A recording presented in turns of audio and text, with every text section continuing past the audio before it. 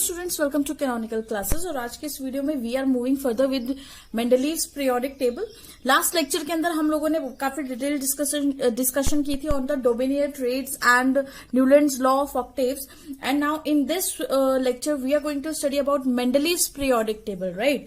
तो what is Mendeleev's periodic table? Mendeleev's periodic table,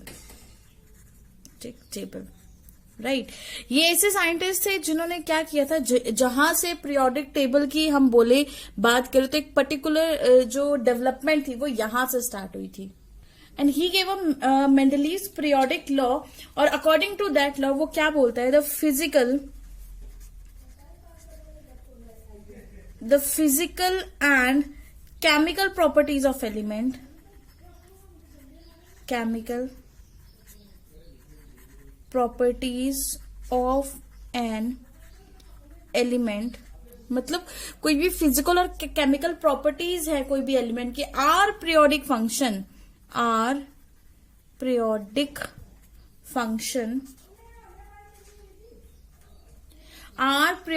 of their atomic masses, ठीक है।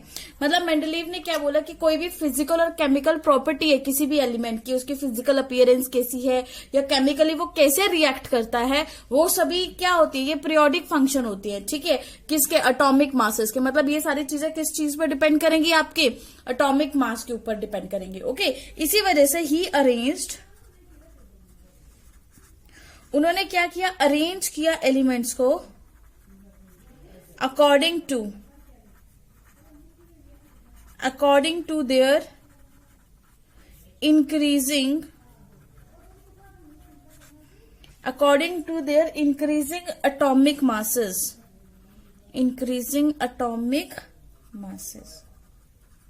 ठीक है।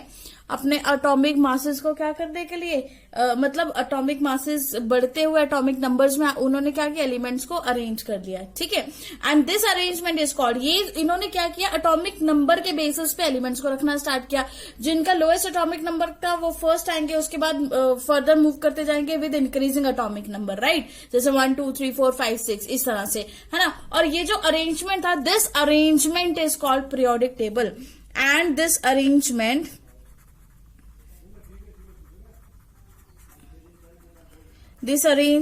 is called periodic table, ठीक है। इस अरेंजमेंट को क्या बोल दिया गया, इस अरेंजमेंट को उन्होंने बोला कि इस अरेंजमेंट को बोला जाता है periodic table, right? So what was the Mendeleev's law? Mendeleev's law was the physical and chemical properties of an element are periodic function. किसके periodic function है? उसका atomic mass के। मतलब जो भी physical and chemical properties है वो उसके mass के ऊपर depend कर रही है, ये मेंडलीव ने बोला था। Second thing, उन्होंने क्या किया, क्योंकि उन्होंने atomic mass डिसाइड कर लिया था कि इसके ऊपर ही उनको अरेंज करना है, तो उन्होंने इंक्रीजिंग atomic masses में उन्होंने एलिमेंट्स को अरेंज करना स्टार्ट किया। और जब वो सीक्वेंस बन गया, पूरा एक फॉर्मेट बन गया, एक पूरी लिस्ट सी बन गई, ठीक है, दैट अरेंजमेंट को हमने क्या बोल दिया, पीरियोडिक टेबल। इस टाइम पर उस अरेंजमेंट को क्या बोल दिया गया, पीरियोडिक टेबल, राइट। तो चलिए अब जरा डिस्कस कर लेते हैं मेंडलीव्स के पीरियोडिक टेबल में क्या था, है ना। Mendeleev's periodic table, right. Periodic table of Mendeleev's,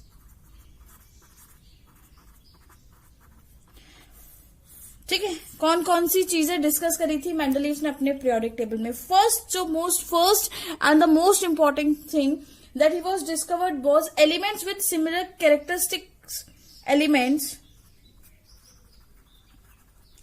with similar characteristics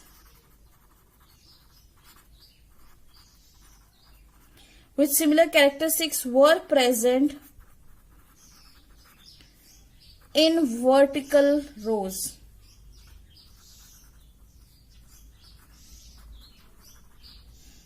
Vertical rows called groups. Very important. ठीक है, जो भी एलिमेंट्स थी जिनकी सिमिलर कैरेक्टरिस्टिक्स थी उनको वर्टिकल रोज में रखा गया और उन वर्टिकल रोज को क्या बोला जाता है? ग्रुप्स बोला जाता है।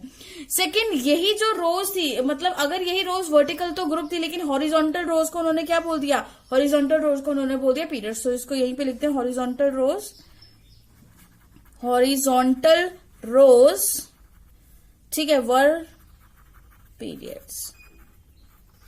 ठीक है, वर्टिकल रोज ग्रुप थे तो हॉरिजॉन्टल रोज क्या थी? पीरियड्स थी। Second point, there was 9 group, मतलब जो टोटल ग्रुप उन्होंने बताए थे, वर्टिकल मतलब ऐसे जो लंबे लंबे उन्हें ग्रुप देखने को मिले। ठीक है, तो टोटल कितने ग्रुप थे? टोटल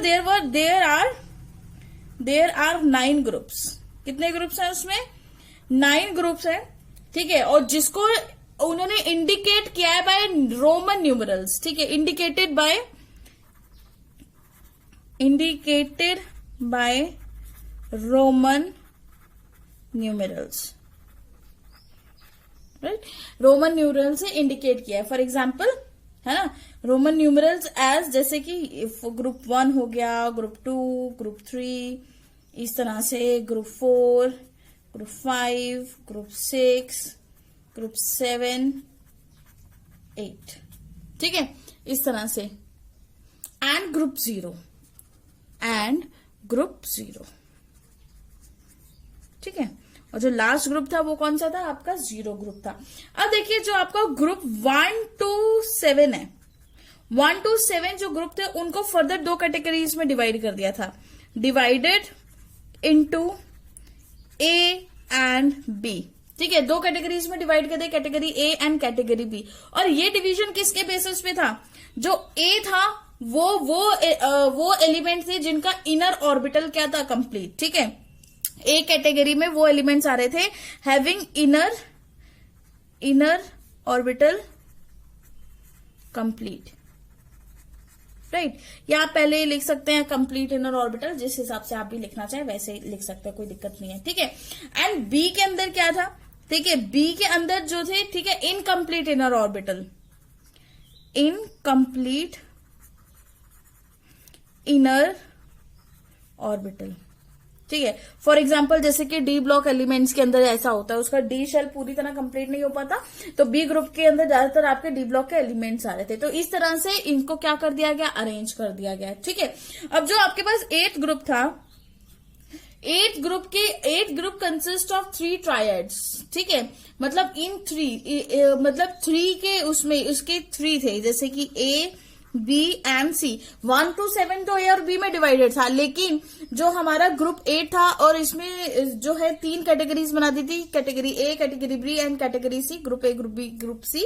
ठीक है, और इसके अंदर टोटल जो एलिमेंट्स आएंगे, ये क्वेश्चन पूछा जाता है, टोटल जो एलिमेंट्स हैं, total elements in group 8 is equal to 9 elements, right? ये क्वेश्चन काफी फ्रिक्वेंटली पूछा जाता है एग्जाम्स के अंदर कि टोटल कितने एलिमेंट्स हैं ग्रुप 8 के अंदर? टोटल 9 एलिमेंट्स हैं, और जिन 9 एलिमेंट्स को 3-3 के ग्रुप में डिवाइड किया है, मतलब एक ग्रुप के अंदर 3 एलिमेंट्स आएंगे। ठीक है, वहीं पे अगर हम बात करें 0 एलिमेंट्स की, सॉरी 0 ग्रुप की, तो 0 ग्रुप के अंदर कौन से एलिमेंट्स आते हैं? Consist of elements belonging to inert gases. ठीक है, they consist of elements, they consist of elements belonging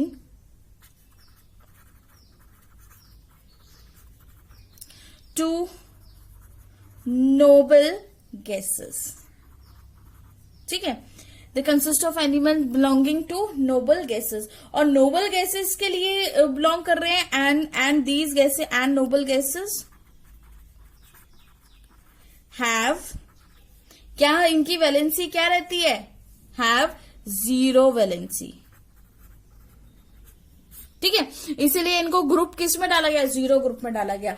okay, तो देखिए जो न्यूलैंड लॉ ऑफ ऑक्टेव था, उन्होंने कुछ बोला ही नहीं था इनर्ट गैसेस के लिए, तो मेंडलीव्स ने बात करी और उसको 0 ग्रुप में डाला, तो ये इसका बहुत अच्छा प्लस पॉइंट था, राइट? ठीक है, और यहाँ पे अगर हम 3rd पॉइंट की बात करें, तो 3rd पॉइंट के अंदर हम डिस्कस कर सकते हैं कि देयर वर 7 पीरियड्स। यहाँ पे कितने पीरियड्स थे टोटल? There were 7 periods. ठीक है, और वो उन 7 पीरियड को नंबर किया, नंबर्ड फ्रॉम 1 to 7। ठीक है, 1 से लेकर 7 तक नंबर किया, और horizontal row in the Mendeleev's periodic table. ठीक है, इसको कैसे लिखा गया, हॉरिजॉन्टल रो में लिखा, और horizontal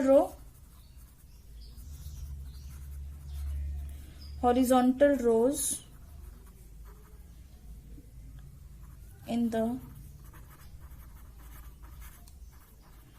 in the Mendeleev's periodic table। ठीक है, मेंडलीव्स पीरियोडिक टेबल में इनको हॉरिजॉन्टली रखा गया। What was the importance of Mendeleev's periodic table? तो Mendeleev's periodic table की जो सबसे फर्स्ट इंपॉर्टेंस थी, that was systematic study of elements. Systematic study of elements. ठीक है, उन्होंने क्या किया, एलिमेंट्स को सिस्टम से स्टडी करना स्टार्ट किया। सिस्टमैटिक स्टडी ऑफ एलिमेंट्स मतलब जिसकी वजह से ही पीरियोडिक टेबल के जनरेशन हुई। ठीक है, this periodic table help in systematic study of elements. This periodic table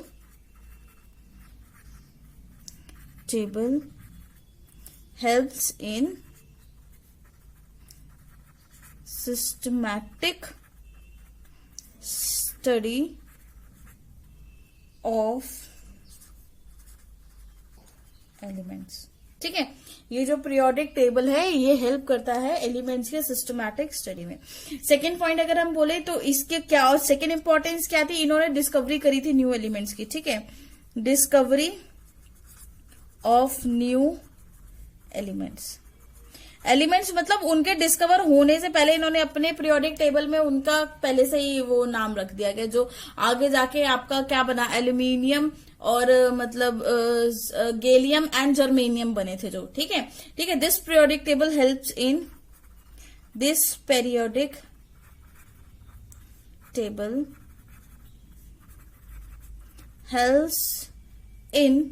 discovery of new elements, in discovery of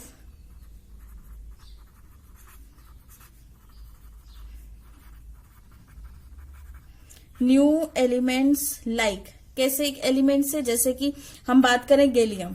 ठीक है, तो गैलियम का नाम इन्होंने क्या रख दिया था, इन्होंने गैलियम का नाम रखा था एका एल्यूमिनियम।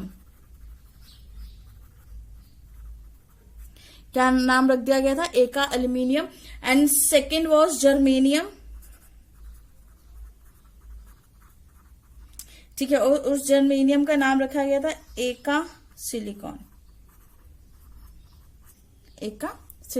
ठीक है, तो ये जो थी डिस्कवरी थी नए एलिमेंट्स की, जिसमें मतलब इसने इस एलिमेंट्स की डिस्कवरी में हेल्प की। पहले तो उन्होंने एका एल्यूमिनियम और एका सिलिकॉन के नाम से उसको जानते थे, लेकिन फर्दर ऑन आगे जब क्लासिफिकेशन होगी तो उनका नाम दे दिया गया गैलियम एंड जर्मेनियम, जो कि ये बहुत इंपॉर्टेंट चीज थी। ठीक है, इससे पहले किसी भी साइंटिस्ट ने यहां तक नहीं पहुंच पाए थे, यही पहुंचे थे। राइट, तो उसके बाद नेक्स्ट जो थर्ड चीज हमने देखी, that is correction of doubtful atomic wait. इन्होंने क्या किया, करेक्शन ऑफ डाउटफुल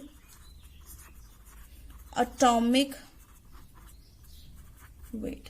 ठीक है, डाउटफुल जो एटॉमिक वेट था उसका करेक्शन किया। कैसे करेक्शन किया, ये जो पीरियड है help in correction of doubtful atomic weight of some elements. ठीक है, कुछ एलिमेंट्स के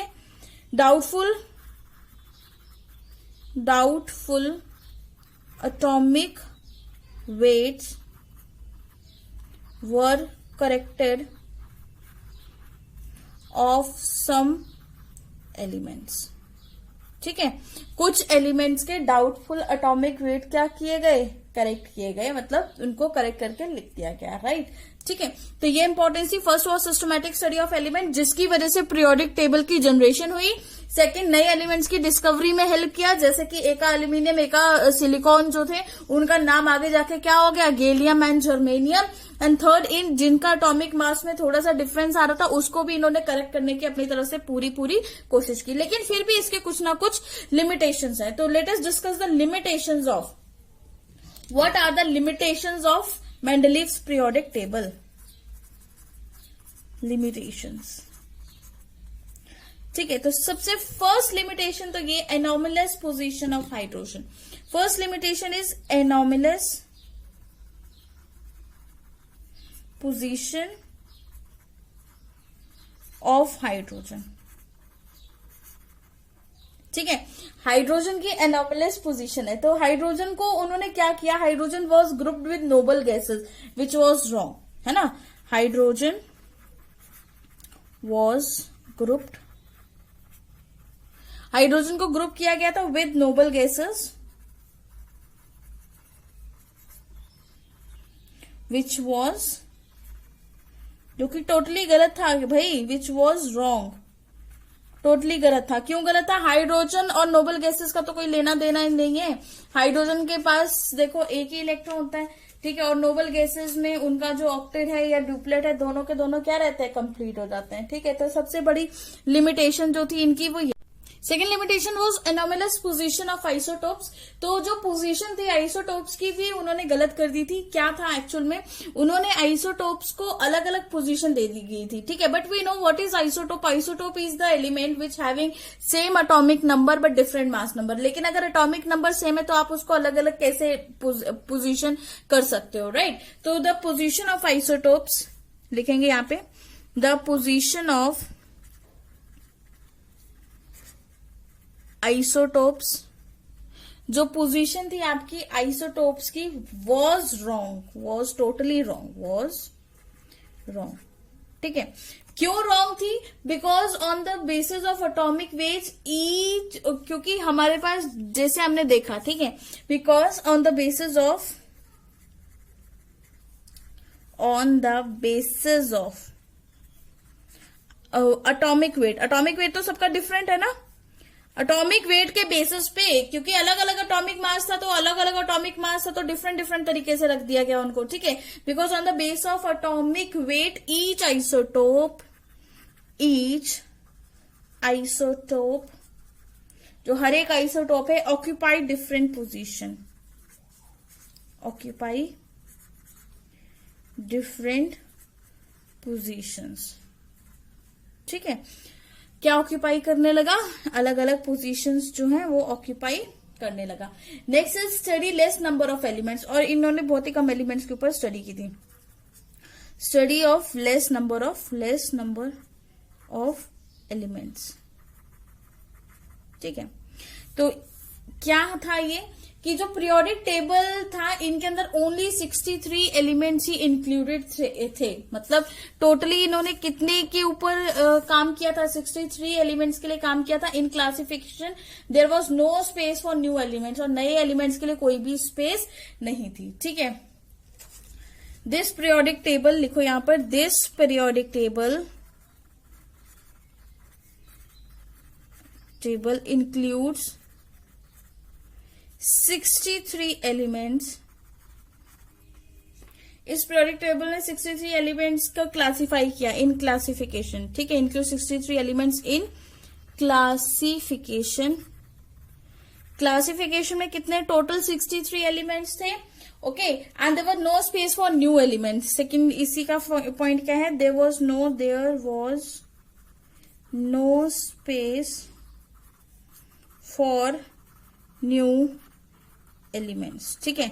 नए एलिमेंट्स के लिए कोई भी स्पेस नहीं थी। वेरी वेरी इंपॉर्टेंट, कोई भी स्पेस नहीं थी आपके नए एलिमेंट के लिए, ठीक है।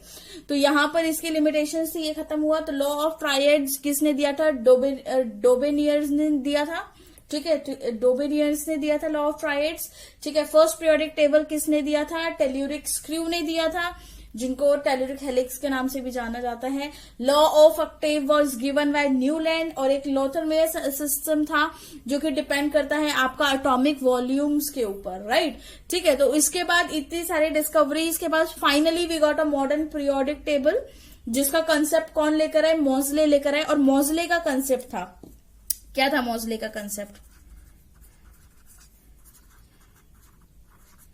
ठीक है, मोज़ले का कंसेप्ट क्या था? When electron on incident on X ray, जब भी कोई भी इलेक्ट्रॉन एक्स रे पे इंसिडेंट होता है, when electron incident on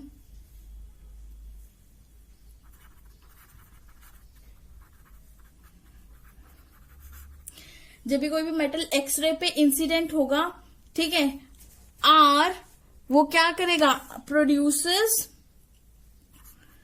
produces a particular frequency, और वो फ्रीक्वेंसी किसके इक्वल होगी, under root nu is equal to A into Z minus B. ये हम पीरियोडिक टेबल के अंदर हम डिटेल में पढ़ चुके हैं, जहां nu is your frequency of X-rays,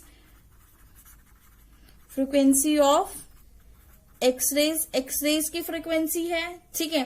Z, यहां पर जो जेड है आपका, जेड क्या है आपका, एटॉमिक नंबर, और जो ए एंड बी है, A and B are constant, ठीक है। ए एंड बी क्या है, कॉन्स्टेंट। और यहां से जो आपका ग्राफ आया था, that prove the atomic number is more important than atomic mass, ठीक है। तो वो ग्राफ कैसा बना था, यहीं पे ड्रॉ कर देते हैं। वो ग्राफ किस तरह, अंडर रूट फ्रीक्वेंसी जब हमने ली थी, और जेड का जो ग्राफ था वो इस तरह से था, लाइक अ पोटेंशियल डिफरेंस, ठीक है।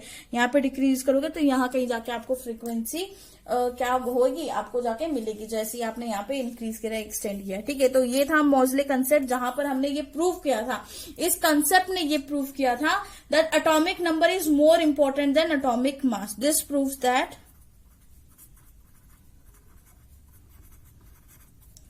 atomic number is more important than atomic mass. जो एटॉमिक नंबर है वो ज्यादा इंपॉर्टेंट है, किस चीज के लिए ज्यादा इंपॉर्टेंट है, आपके एटॉमिक मास के लिए ज्यादा इंपॉर्टेंट है। So now is modern periodic law. What is the modern periodic law? The physical and chemical properties, the physical and chemical properties, जो भी आपकी फिजिकल और केमिकल प्रॉपर्टीज होती हैं एलिमेंट की, ठीक है, properties of an element is periodic function of their atomic number, is periodic function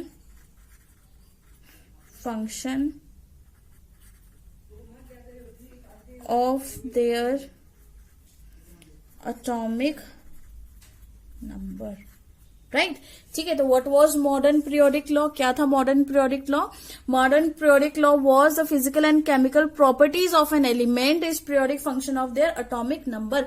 मतलब जो भी फिजिकल एंड केमिकल प्रॉपर्टीज हैं वो पीरियोडिक फंक्शन किसके हैं, उसके एटॉमिक नंबर का। मेंडलीज में हमने सेम चीज पढ़ी थी, तो physical and chemical properties of element is periodic function of their atomic masses. तो देखिए अब मॉडर्न पीरियोडिक टेबल ने, मेंडलीव के पीरियोडिक टेबल में क्या इंप्रूवमेंट करी कि वहां पर एटॉमिक मास था, यहां पर उसने क्या यूज किया, एटॉमिक नंबर। मतलब इसने जो अपना पीरियोडिक टेबल बनाया वो किसके बेसिस पे बनाया, एटॉमिक नंबर के बेसिस पे बनाया, ठीक है। एक और टर्म है यहां पे, that is periodicity. What is meant by periodicity? Periodicity meant the repetition of elements of similar properties, the repetition of elements of similar properties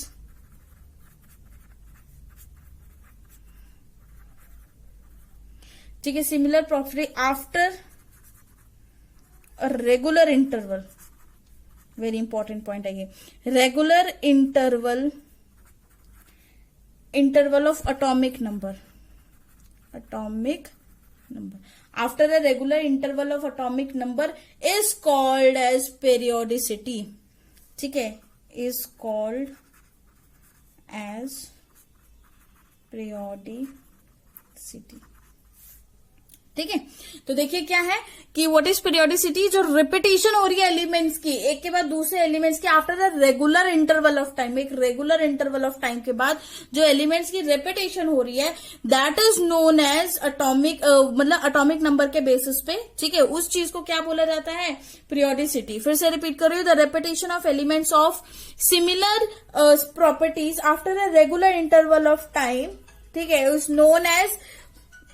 is known as what, atomic number, ठीक है, regular interval of atomic number is known as periodicity.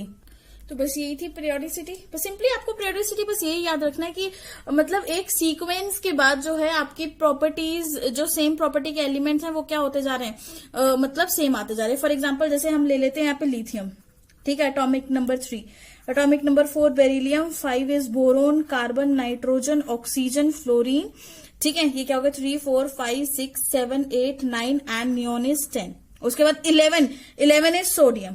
तो अब देखिए lithium is a metal and sodium is also metal, और इन दोनों का group क्या है, सेम। तो एक पीरियड के बाद, एक पूरे मतलब रेगुलर इंटरवल के बाद फिर से सोडियम आ गया। ठीक है, उसी तरह से सोडियम से आगे आगे चलते जाओ, फिर एक इंटरवल के बाद फिर नेक्स्ट आपके पास आ जाएगा पोटेशियम आ जाएगा। ठीक है, तो ये सभी एलिमेंट्स क्या है, ये सभी वही तो है। अब देखो सोडियम के बाद क्या आएगा आपका मैग्नीशियम। ठीक है, 13 क्या आएगा एल्यूमिनियम, एल्यूमिनियम के बाद सिलिकॉन, फिर फास्फोरस, फिर सल्फर, फिर उसके बाद आएगा क्लोरीन। ठीक है, फिर उसके बाद नियॉन के बाद हमारे पास जो आ जाएगा दैट इज आर्गन। ठीक है, आर्गन के बाद आ जाएगा पोटेशियम। तो अगेन फिर से क्या हुआ, उसी एक सीक्वेंस के बाद, एक रेगुलर इंटरवल के बाद फिर से एक प्रॉपर्टी रिपीट हो गई है ना। अगर इसको नहीं कंसीडर करना है तो इसको देख लो, यहां पर देख लो, बेरिलियम को देख लो कि यहां पर बोरोन की और एल्यूमिनियम की प्रॉपर्टीज मिलेंगी, कार्बन की, सिलिकॉन की प्रॉपर्टीज मिलेंगी, नाइट्रोजन फास्फोरस की भी मिलेंगी, ऑक्सीजन सल्फर की मिलेंगी, फ्लोरीन क्लोरीन की मिलेंगी, नियॉन आर्गन। मतलब एक fix regular interval of time के बाद वो प्रॉपर्टीज रिपीट हो रही है। That is repetition of elements with similar properties. मतलब सिमिलर प्रॉपर्टीज के एलिमेंट रिपीट हो रहे हैं after a regular interval of atomic number. एक रेगुलर इंटरवल एटॉमिक नंबर के बाद उसको आपने क्या बोल दिया है, उसी चीज को आप बोल देते हैं periodicity of the particular periodic table या फिर सिंपल एलिमेंट। ठीक है, next is cause of periodicity. Cause क्या था इस पीरियोडिसिटी का, कॉज पता होना चाहिए, सबसे मेन इंपॉर्टेंट चीज। ठीक है, तो कॉज क्या था, देखिए किसी भी ग्रुप के अंदर each element has similar outer electronic configuration, है ना। इन ईच ग्रुप हर एक ग्रुप के अंदर each element has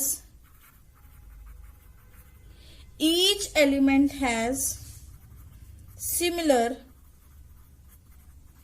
outer electronic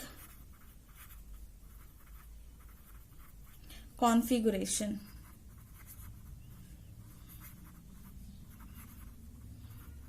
ठीक है, हर एक एलिमेंट की जो है सिमिलर आउटर इलेक्ट्रॉनिक कॉन्फ़िगरेशन होगी, which is the cause of periodicity, जो कि क्या है, विच इज